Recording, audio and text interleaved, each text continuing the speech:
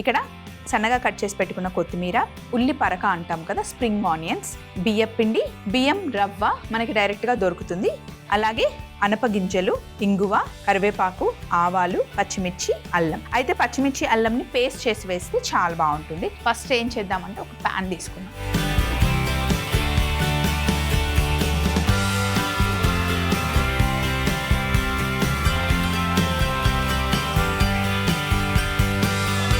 Pan తీసుకొని ఇందులో కొంచెం ఆయిల్, జస్ట్ తాలింపుకి సరిపడా ఆయిలే వేసుకోవాలి. గిన్నె వేడెక్కే లోపల నూనె వేడెక్కిన తర్వాత మనం సింపుల్ తాలింపు అండి, జస్ట్ ఆవాలు ఫస్ట్ వేసుకోవాలి. కొన్ని ఆవాలు, అలాగే కరివేపాకు.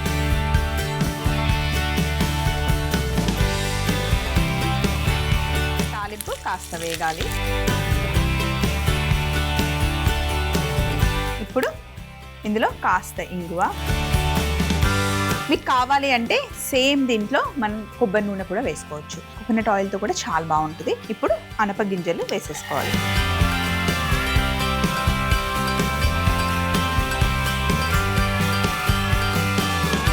ఇందులోనే ఉప్పు వేసేద్దాం.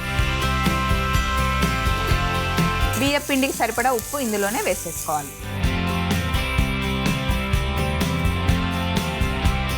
కాస్త లైట్గా ఆయిల్లో కొంచెం ఇలా వేగాలన్నమాట.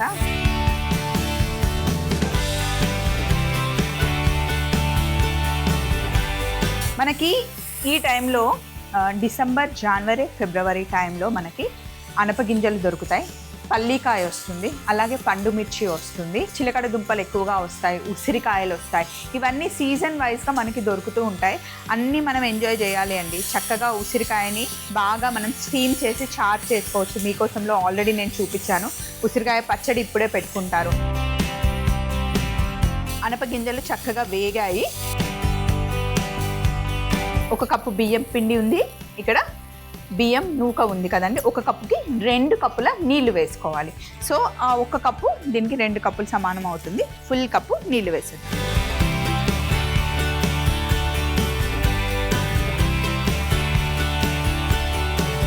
ఇందులోనే ఉప్పు వేసేసాం. ఈ నీళ్లు మరిగే లోపల ఒక చిన్న మిక్సీ జార్ తీసుకున్నాం. ఇందులో అల్లం ఇంకా పచ్చిమిర్చి ఎందుకు వేస్తున్నాము అంటే మంచి రుచి కోసం, అండ్ కారం కూడా మనకి ఈ పచ్చిమిర్చి నుండి వచ్చే కారమే సరిపోతుంది అన్నమాట. కొంచెం కారం కావాలి అంటే ఇన్ని వేసుకోండి, లేదా మైల్డ్గా పిల్లలు తింటారు అంటే కనుక కాస్త తక్కువ పచ్చిమిర్చి వేసుకోండి. దీన్ని ఇప్పుడు మనం కచ్చాపచ్చాగా మిక్సీ పట్టుకోవాలి. మొత్తం ఫైన్ పేస్ట్ చేస్తూ కూడా బాగుండదు.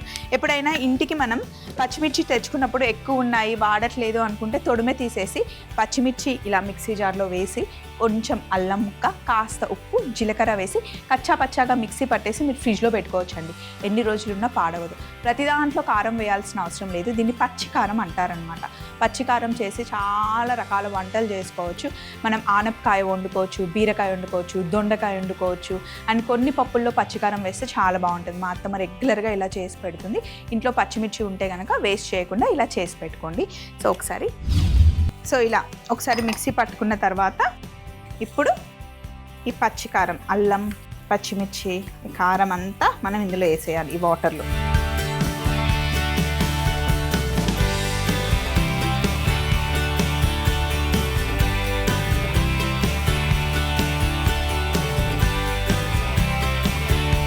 నీళ్లు మరుగుతూ ఉన్నాయి కదా, అల్లం వేసిన తర్వాత అసలు మంచి ఆ సువాసన. నీళ్లు మరిగిన తర్వాత ఇందులో రవ్వ వేసుకోవాలి. ముందు కలుపుకోవాలి, లేదంటే ఉంట కట్టేస్తుంది.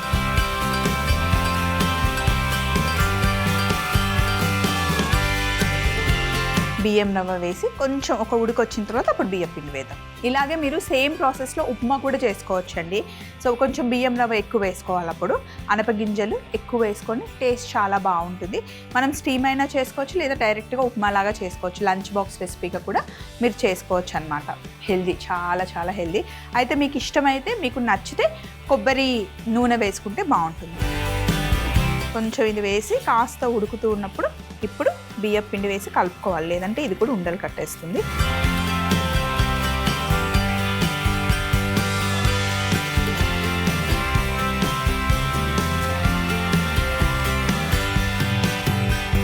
ఫాస్ట్గా కలపకపోతే ఉండలు కట్టేస్తుంది. ఇప్పుడు చూడండి ఎక్కడ ఉండ కట్టకుండా పర్ఫెక్ట్గా వచ్చింది. సో కంప్లీట్గా ఫుల్గా ఉడకాల్సిన అవసరం లేదు, ఎందుకంటే మనం మళ్ళీ స్టీమ్ చేస్తాం కదా. సో ఇదే గిన్నెలో ఉంచితే చల్లగా అవ్వదు, టైం పడుతుంది. సో ఇప్పుడు ఏం చేద్దామంటే ఇలా బౌల్లోకి షిఫ్ట్ చేసేస్తున్నా. ఇప్పుడు మీరు ఒకసారి టేస్ట్ చూసుకొని ఉప్పు సరిపోకపోతే ఇప్పుడు మీరు మిక్స్ చేసుకోవచ్చు. అలాగే ఇక్కడ ఉల్లి పరకని కట్ చేసి పెట్టాం కదా, దీన్ని ఇప్పుడు వేసుకోవాలన్నమాట. ఉడికిస్తే వేస్ట్ బాగుండదు, అందుకే ఇలా ఇప్పుడు యాడ్ చేసుకోవచ్చు. ఇందులో మీకు కావాలి అంటే ఉల్లిపాయను కూడా కట్ చేసి వేసుకోవచ్చు. నేనైతే ఓన్లీ ఉల్లి పరకే వేసాను. కాస్త కొత్తిమీర కూడా ఇందులో యాడ్ చేస్తున్నా. మొత్తం మిక్స్ చేయాలి.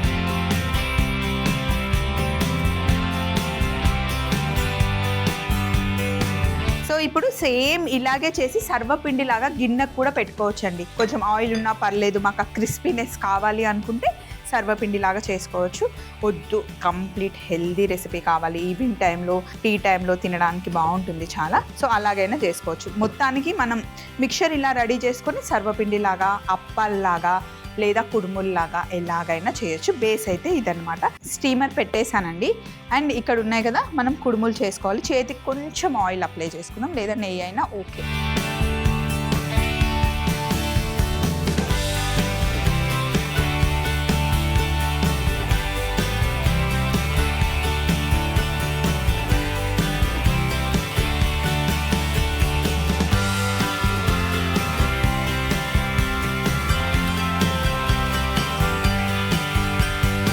మీరు అన్నీ ఇలా రెడీ చేసి పెట్టేసుకున్నారనుకోండి, పిల్లలు స్కూల్ నుండి వచ్చే టైంకైనా, లేదా మన వాళ్ళు ఎవరైనా ఆఫీస్కి వెళ్ళి పెద్దవాళ్ళు వచ్చేసరికి అన్నీ చేసి పెట్టేసుకోండి. చల్లగా అయినా పర్లేదు, మళ్ళీ మనం ఎలాగో స్టీమ్ చేస్తాం కాబట్టి సో ఒకసారి ఇలా చేసి పెట్టేసుకుంటే వర్క్ ఈజీ అవుతుంది. మళ్ళీ మన వాళ్ళు జస్ట్ స్కూల్ నుండి వచ్చిన తర్వాత అండ్ ఆఫీస్ నుండి వచ్చిన తర్వాత మనం కిచెన్లో ఉన్నాం అనుకోండి, వాళ్ళతో టైం స్పెండ్ చేయలేం. కాబట్టి వాళ్ళు వచ్చేసరికి అన్నీ మనం చేసి పెట్టేసుకుంటే బాగుంటుంది.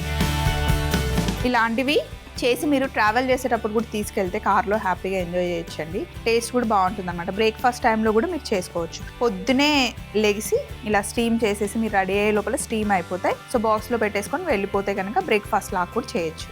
సో అన్నీ ఇలా చేసి పెట్టేసుకున్నాం కదా, ఇలా బుల్లెట్స్ లాగా చేసుకొని కొంచెం ఆయిల్ అయినా లేదా కొంచెం నెయ్యి అయినా వేసుకొని పాన్ ఫ్రై అయినా చేసుకోవచ్చు. అంటే మొత్తం కంప్లీట్ స్టీమ్ వద్దు అనుకుంటే, మీరు పిల్లలకి ఆప్షన్ ఇవ్వాలి అనుకుంటే, సో ఇక్కడ నేను లోపల ఇస్తరాకు వేసి పెట్టుకున్నాను. మీరు అరటాకైనా వేసుకోవచ్చు, లేదా బాదాం ఆకు అందులో ఫోల్డ్ చేసైనా పెట్టుకోవచ్చు అనమాట. అన్ని కొంచెం కొంచెం గ్యాప్ ఇస్తూ పెట్టేసుకోండి.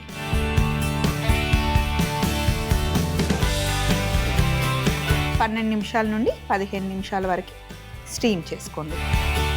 స్టీమ్ చేసిన తర్వాత కూడా కొంతమంది కొంచెం ఆయిల్ నెయ్యి వేసి పాన్ ఫ్రై చేసి పైన లైట్గా క్రిస్పీనెస్ తగిలేలాగా కూడా ఫ్రై చేసుకున్నా కూడా బాగుంటుంది. ఇప్పుడు మూత పెట్టేసి ఒక 15 నిమిషాల వరకు చిన్న మంటలో స్టీమ్ చేసుకుంటే బాగుంటుంది. ఇక్కడ ఉన్నవన్నీ తీసేసి ఫైనల్ ప్లేట్ పెట్టుకుందాం. ఇవి డైరెక్ట్గా ఇలాగే తినేయచ్చండి, పచ్చడి ఏం అవసరం లేదు.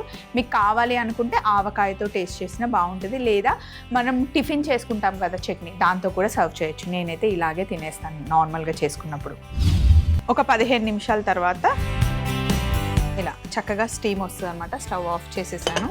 వేడిగా తింటే చాలా బాగుంటుంది. అల్లం చట్నీ ఉంది ఇంట్లో, సో అది పెట్టాను.